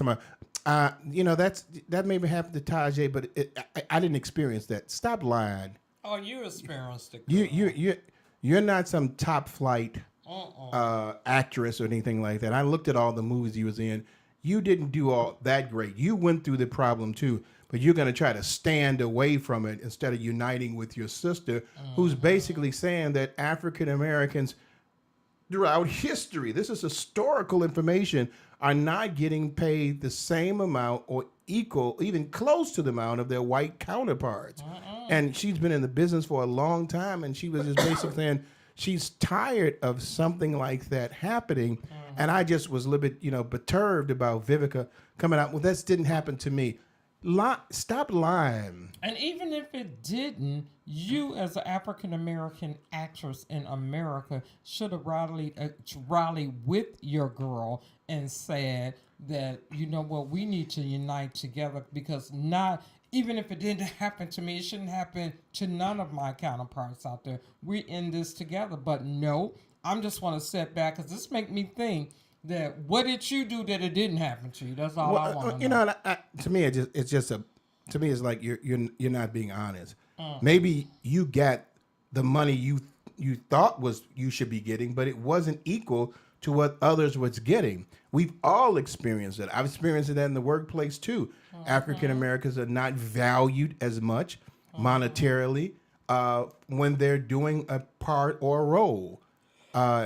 You can't tell me that you get equal pay every time you're on a movie to someone who is a star that is, known just as much as you, or sometimes even less, that they're getting more money because of the complexion of their skin. And it's just, we need to stand up and unite together to, to bring that to the forefront. I'm just as valued as an African American actor or actress as any other race that is in the movie, and I should be paid an equal amount. And I appreciate her standing up for that. Maybe getting a lot of flack, but somebody's got to stand. There's got to be a Martin Luther King in every kind of industry that's going to stand up and say, no, hey, this is wrong, and I'm going to stand up against it because I want to make sure that people who follow me can get treated fairly because we're bringing it out in the forefront. The situation with her and Oprah, I think that's just, they've said that there's no issue with them. This, the videos that I've saw, that doesn't show that there's any issues with them. And again, this was produced by the Steven Spielberg Corporation production, so they're the ones in charge of everything that happens there. And Oprah just stood up and say, "Hey, if this is happening, we need to rectify this."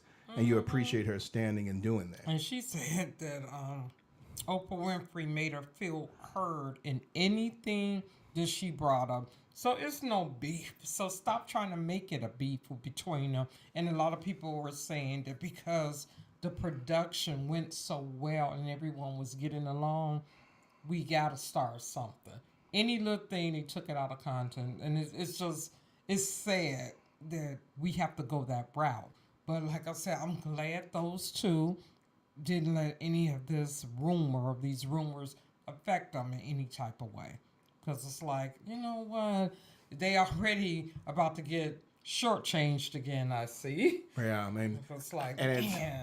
And that's what I'm like, some of these movies they have out here that they put right at the time of the Oscars are coming up. Does The Color Purple deserve it? Not? They got nominated. Did they deserve some awards? I don't know, but then that's what I'm like. Some of these shows that I've seen before, I still got to go back to Fargo when it won an award. And I'm like, this was the craziest thing I've ever seen in my life. But all of a sudden, it's winning all these awards. There's just a bias, well, let me ask you this. That's out there. Oppenheimer, you think they deserve it? I liked Oppenheimer. I think it deserved it over Barbie for sure. I can't believe those was the two front runners. I don't, but I liked Oppenheimer because I like that kind of genre of movies. I don't know if the Academy Awards, the Golden Globes, or any of these awards ceremony places do things fair. They don't. And so that's the issue. That because I like it doesn't mean that it should have won. And I just don't. I think there's always some kind of political situation going back and forth that that you always got to wonder. Now, I think and I just about the Barbie movie.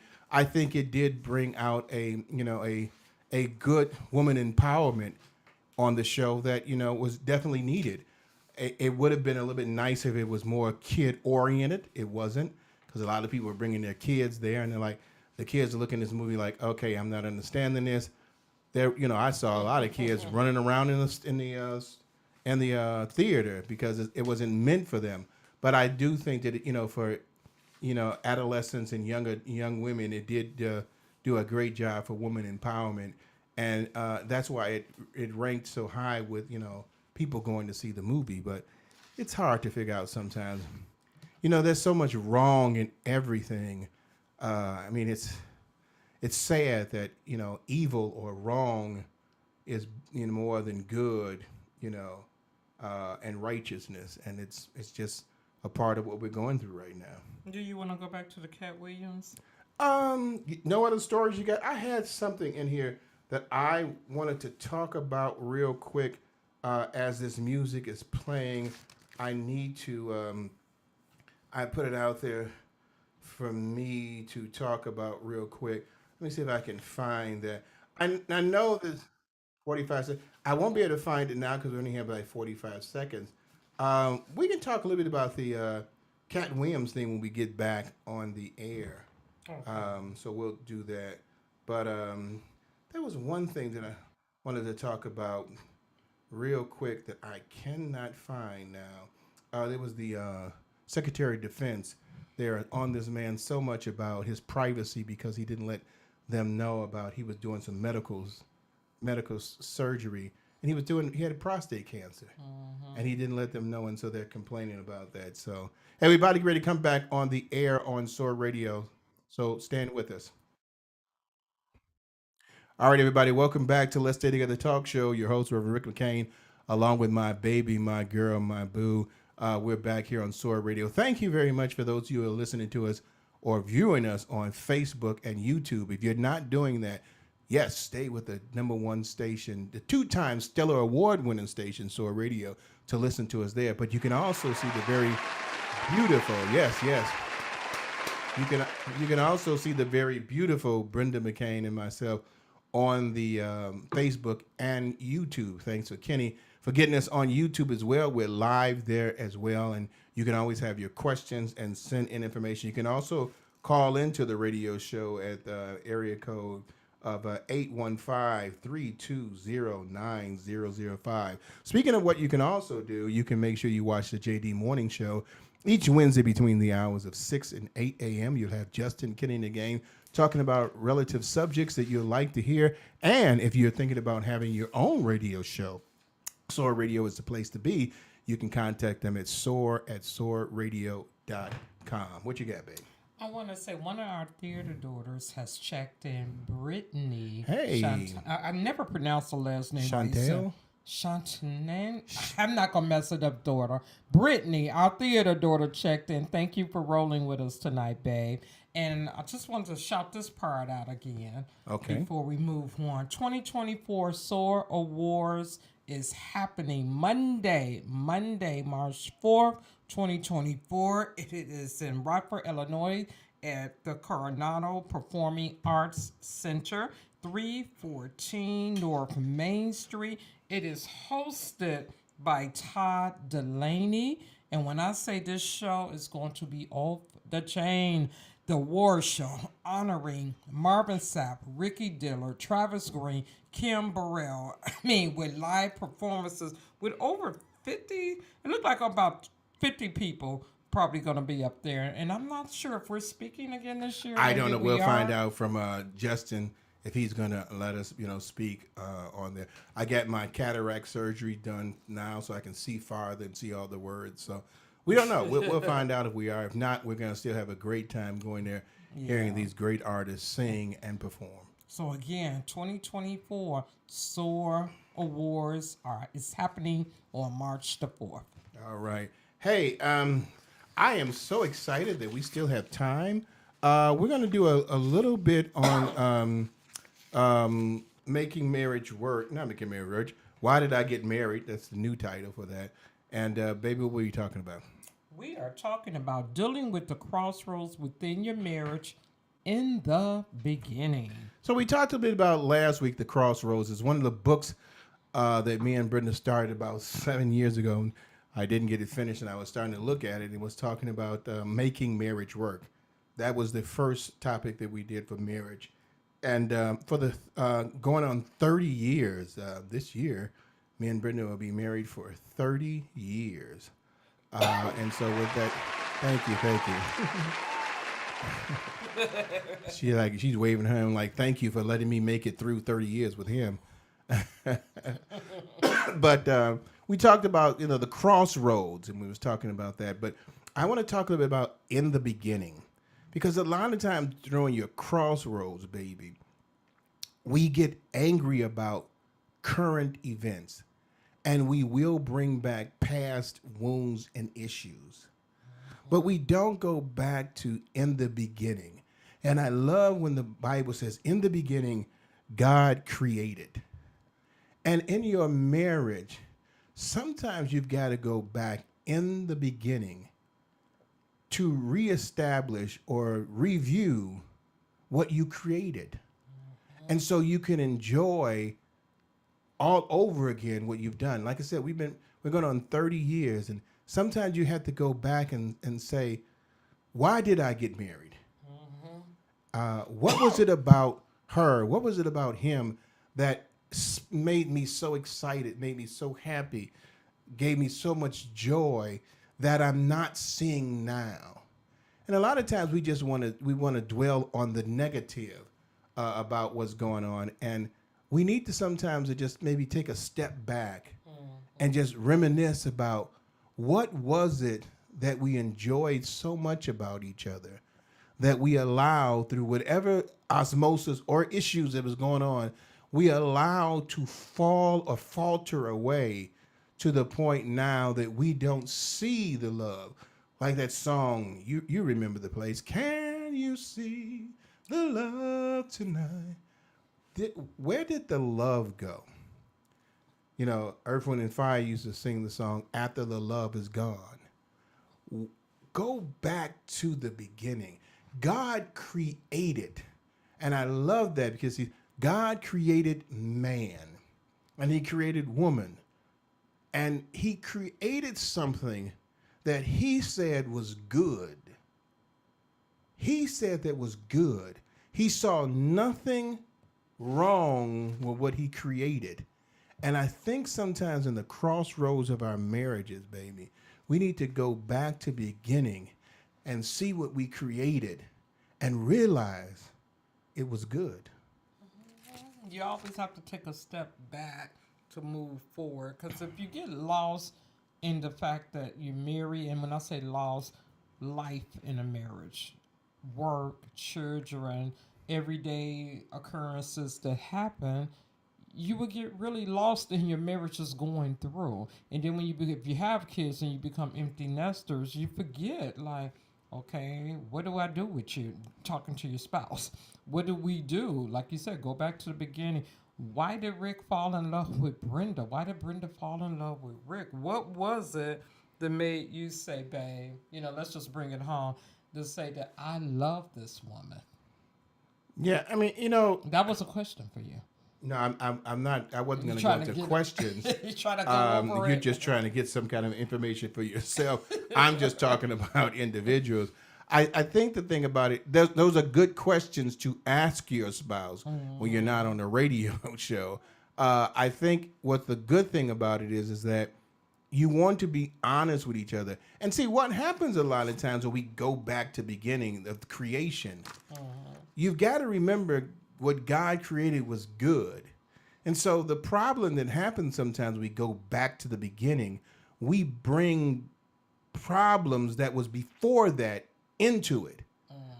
And, when you were first together with each other, you didn't really have any problems. You had some things that went wrong.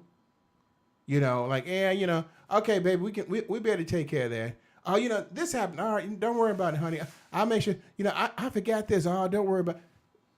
We were so excited to be with each other that we didn't allow ourselves to be concerned about the problems that came. We were united together, standing against them and saying, no weapon formed against us shall prosper. Now the problem is, because you went forward and forgot about in the beginning, you become the weapon in your marriage that prospers. And you can't go back to solve a problem and bring the problem back into it as an issue. Hey, me and Brenda first got married. We said this a long time ago. Our first 2 years of marriage was very difficult. Brenda was, I'm going to say was, I can probably say was very hard-headed, difficult, stubborn, stood her ground, and we would battle back and forth with him. And we both said it. She stole it from me because I said it first. I'm like Cat Williams. I said it first. I was looking in the yellow pages for the best lawyer I could find to get this relationship over, because I'm this girl, I just can't deal with her. She's too difficult to deal with. 30 years later, we're still here. Now, I can bring that back up when I'm going back to the beginning, because the beginning, I'm like, I couldn't wait to see her, and I'm like, I'm just in love with her. I want to see her. every day. You know, even we was talking, and I'm not a real big talker. I can talk when I need to as a preacher, as a counselor, I can talk, but I'm usually, you know, not a big talk. I used to love just hearing her talk back then, just so I could No, just he be can't around, stand it. so I could be around her. But I don't want to go back to saying, well, you know, that was it. No, what was it about that I enjoyed so much, baby, that it made the relationship so strong and so exciting? That's what happens sometimes. We allow situations in life to steal, kill, and destroy what we did in the beginning, and we forget about that because in the beginning, our marriages, our relationship was created so we can move forward to marriage. And the Bible then again has said it was good. And so if we look at that being good, we can't go back to that situation and bring up something bad about it. Yeah. It's good. So look at that and say, what about that time are we missing now? We have to take the life equations out of the picture because that's the thing. In the beginning, it's like you and I against the world. Whatever come against us, we gonna fight it together. Down the line, it's like we feel like we're fighting separately instead of together against the worlds, the woes outside of the household, the woes inside of the household. You feel like you're on a battleground all by yourself, but you're not. Because the thing is, it is what a marriage is, a 3-strand cord. I'm saying cord, CORD, God, the husband, and the wife. We never took it out of the picture, but it seems as though we're fighting it separately. And so, not saying we're doing that now, but most couples are doing that. When you put God back in it, He'll bring everything back to the beginning, that spark, that love that you've seen in that person. And granted, physicality happened. We changed. The looks changed. The body changes. The face changed. The hair color changed. I mean, it happens. That's why they say you don't fall in love with the exterior of a person. Fall in love with the interior so that you will always have that piece to hold on to when you get older. So, I mean, life, it gives you a lot of problems, but what are you going to do? I mean, like you said, it's always best to go back to the beginning and have those thoughts of, man, Rick just does it for me. You know, I think about your radio friends that joke with you, like, we always wonder how you got Brenda. And it's like, I always had you. You know, remember when I was 16, our history, I always knew, I want this man for my boyfriend. I want this man for my husband. It was something about Rick that God put in me to see him. Yes, we went on our own different ways in life, but it was something about his character, morality that I just fell in love with it. I wanted to be in his world. Wow. That was in the beginning. Yeah, and you know, all jokes aside, I never worry about anybody asking me, how did I get something? Because I've had some people ask me about that. I'm like, you can ask a black man how he got somebody. You ain't got no game if you got to ask that question. I mean, hey, I see, I saw something I liked, and God brought it back into my life, and that's what happened. You know, it is what it is. So we're going to talk a little bit more, you know, about the crossroads of marriage and in our situation of why did I get married. But we got to go on. We've got a little bit more time left. And so now we're going to do some of the Club 50 Ife designs. And baby, what else you got? Club 50 Ife Design and the relationship letter we talked about is because it was hot. It was about the Cat Williams thing, but they did have it's just a simple question. Okay. Are you going into the relationship letter now? Yeah. So do the Club 50 and Ife designs first. Okay, Club 50. This month, usually I play a little hooky in it, but if you know, my time has been quite busy, but Club 50, you could read all these great articles at theclub50.com. Check them out. Ife Designs. Valentine's Day is coming up. If you want that poster, Ife Design has a great sale going on posters for $25. And normally, these posters, these large posters, cost about $40. So if you want one done, you still got time. But Valentine's Day is on the 14th of next month. Come on in and get it done. And you could contact me on Facebook, inbox me. Call me if you got my number, and we can make it happen. And on the LSTT relationship letter, dear LSTT, Cat Williams started the new year by speaking his truth on a Shannon Sharp podcast. He unleashed some interesting conversations that shook some of Hollywood's best-known comedians. LSTT, do you think he went too far, or was it justifiable because he too is a comedian? Sincerely, wow. So you're asking me that? I mean, we might be in a disagreement with this. I do think that it went too far. I only saw about maybe 30 minutes of it. And I just saw that it is like a 3 hour or something. So I don't know what he did for the 3 hours. I think that it was you never want. Let me just be honest. It's so difficult for African American men in this world still today, which is ridiculous to have to say, that the black man is still considered someone that most nationalities are glad that they're not. And so the unity that we need to have and our forefront is crucial. And I just think that to go through a 3 hour escalade of jabs and talking about somebody and all that wasn't necessary. He tried to clean up. I'm not saying anything good about myself. Well, no, you didn't say anything good about anybody else either. So I felt that the conversation wasn't necessary, and I think it should have been something as united as African American men. You should have came together with those individuals and had a conversation about that. And if you can't, then let it go. I think it caused more damage than anything else. It did. Well, you know what? I don't think that Shannon would say that from Club Shay Shay. He had 7.8 billion viewers at that time that really helped his podcast, and over 50,000 comments. So I guess at first it seems as though he wasn't feeling him, like, man, you taking a dig at me too. But, all the people weighing in on it for him, that might have been a good thing.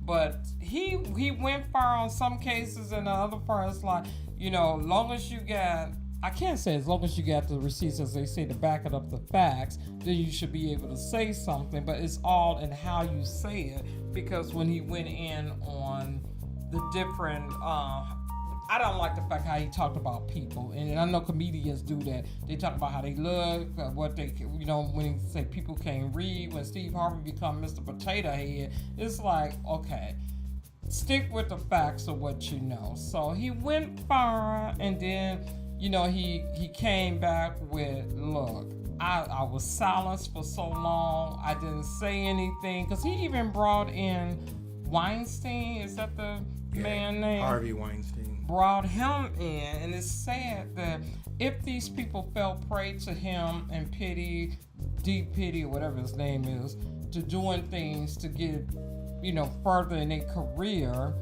then I don't think you should have been the one that brought it out, unless they came after you with something. And see, that's the only thing I keep thinking. You brought all of this out, but did they hit you with something before that made you say this, or you just got tired of the lies? So, sincerely, while Rick says he went too far, I love the fact that people speak their truth if they got facts behind it, but you can go a little overboard with it.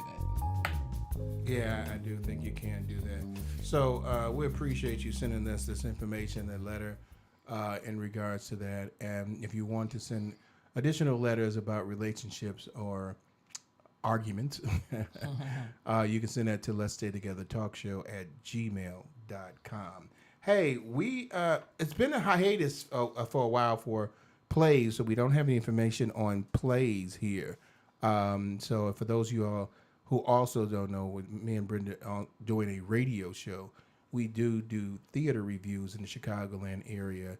We have traveled to Wisconsin, Indiana, and New York to go see plays as well. But typically, we're in the Chicagoland area to go see plays. We haven't seen any because of the holidays. There are some that's going to be coming up, so we don't have anything to share on that. But, you know, Chicago has some great plays. We still didn't get a chance to do. Me and Brenda was kind of under the weather, and we typically would do a top 10, you know, review for plays. We haven't really gotten a chance to do that. Hopefully, we'll get that out there.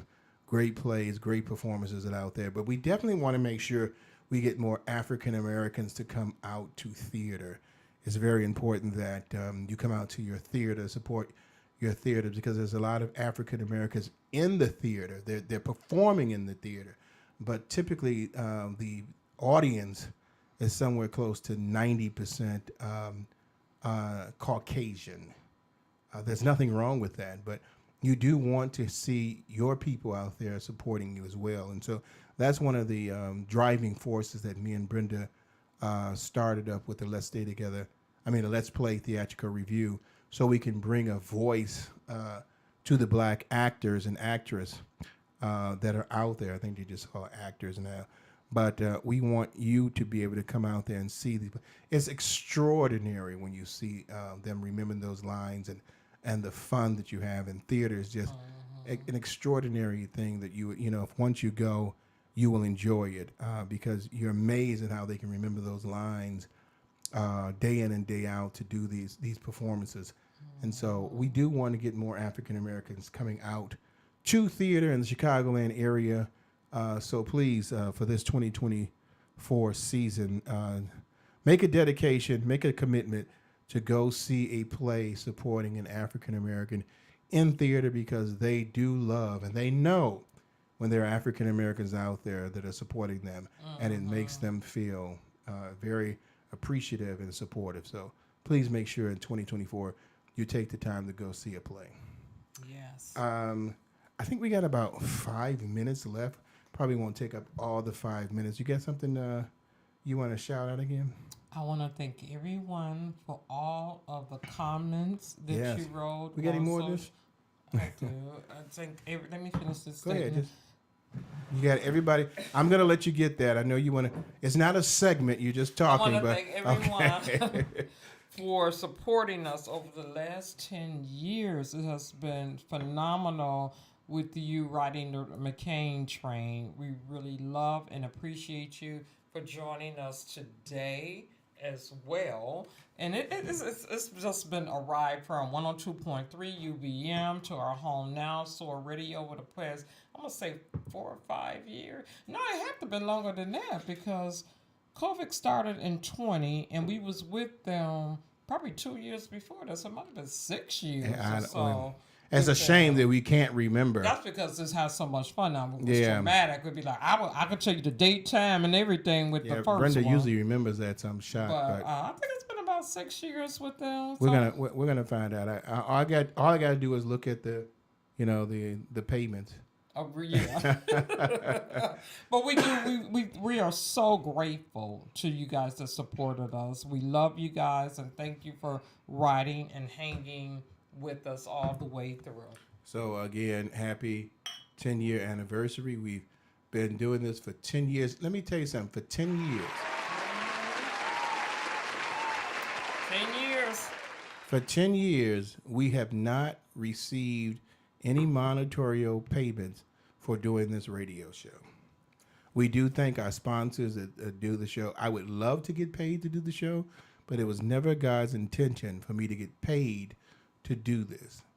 You know, it wasn't like you got to get paid. It was obedience to God's call. You know, we said, to know our glory, you got to know God's glory. To know God's glory, you have to know our backstory.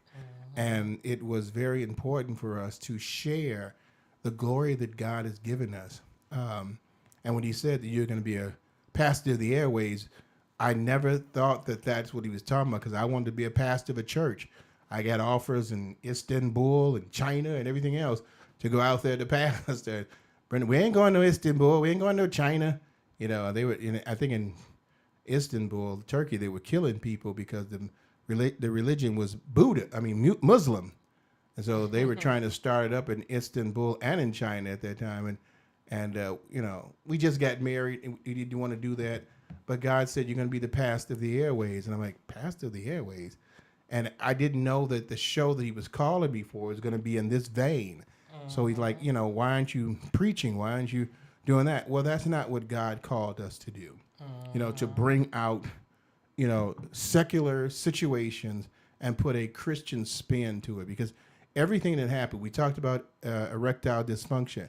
That's a problem, but we need to, you know, spiritually talk about those things we have and issues we have. We're going to be talking about in a panel in another 2 weeks, My Body, My Choice. And it's going to deal with some situations with abortions.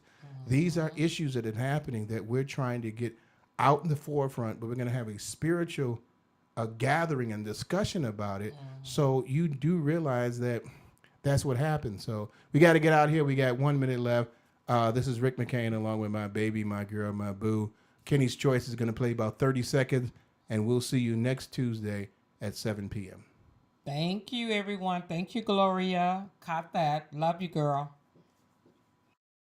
All right. Thank you. Kenny, as always, man. Okay. I know. Kenny, as always, I'm going to say this on Facebook. Kenny, as always, we thank him for being there and making, you know, the 10 years of our radio show so much better with him being on here with us. It has been so helpful to not to have to worry about navigating the board. I can just speak and talk, and it's an amazing thing. And for those other things that are amazing is the fact that you guys are looking at us on Facebook and YouTube. We just started with YouTube. Please, you know, come out there and visit us. I put some things out there sometimes just to get people.